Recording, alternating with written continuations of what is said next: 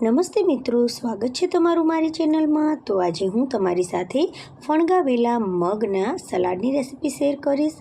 ખૂબ જ પોષક તત્વોથી ભરપૂર છે આ સલાડ। જો તમે વજન ઉતારવા માંગતા હોય ને તો પણ આ સલાડ તમે તમારા રોજિંદા ડાયટમાં સામેલ કરી શકો છો। અંકુરિત મગમાં પ્રોટીન ભરપૂર માત્રામાં હોય છે, તેથી આપણે જો અશક્તિ, નબળાઈ કે પછી વારંવાર થાક લાગતો હોય ને તો રોજ સવારે એક મુઠ્ઠી જેટલા અંકુરિત મગ તમે ખાઈ લ્યો ને તો આ સમસ્યા તમારી ખૂબ જ ઝડપથી દૂર થઈ જશે। તો હવે અહીં આપણે મગ લીધા છે, મગને 2 થી 3 પાણીથી આપણે ધોઈ નાખવાના છે। પછી તેમાં પાણી નાખી અને 6 થી 7 કલાક માટે આપણે તેને ઢાંકી અને રહેવા દઈશું, જેથી તે સરસ મજાના પોચા થઈ જાય, થોડા ઘણા અંકુરિત થઈ જાય। હવે 6 થી 7 કલાક પછી આપણે તેને ગળણીમાં કાઢી લઈશું, જેથી પાણી છે તે અલગ પડી જાય। હવે શું કરશું કે આ મગને આપણે કોટનના કપડામાં નાખી દઈશું અને તેની ગાંઠ બાંધી લઈશું।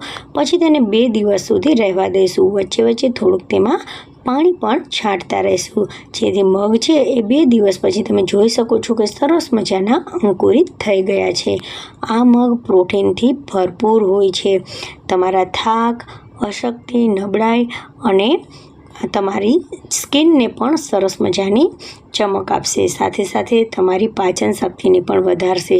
જો કબજિયાત હોય ને તો તે પણ દૂર કરવામાં તમને ખૂબ જ ઉપયોગી થશે। હવે મગનું સલાડ બનાવવાનું છે તો તમારી મનગમતી વસ્તુઓ તમે કોઈ પણ તેમાં એડ કરી શકો છો।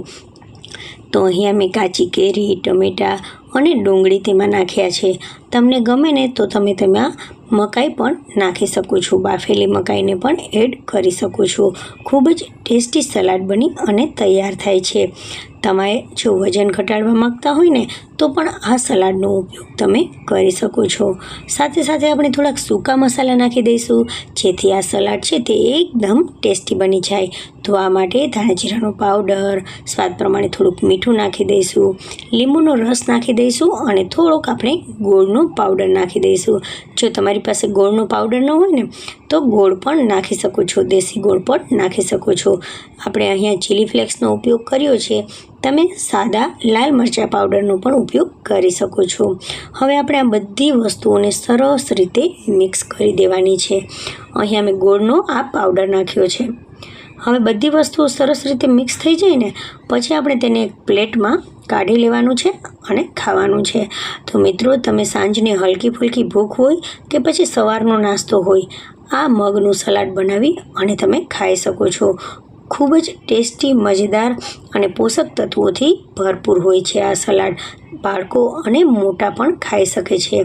જે લોકોને હિમોગ્લોબિન ઓછું હોય, થાક, નબળાઈ રહેતી હોય અને ખૂબ જ શરીર પાતળું હોય તો એકદમ શક્તિનો સંચાર કરી દે છે અને આ બધી સમસ્યાઓથી તમે ખૂબ જ ઝડપથી બહાર નીકળી શકો છો। તો મગ ફણગાવેલા હોય તો તમે એમનેમ પણ તેને ખાઈ શકો છો। રોજ એક મુઠ્ઠી ફણગાવેલા મગ ખાવાથી આપણું શરીર છે તે બળવાન અને તેજસ્વી બને છે। Thank you for watching.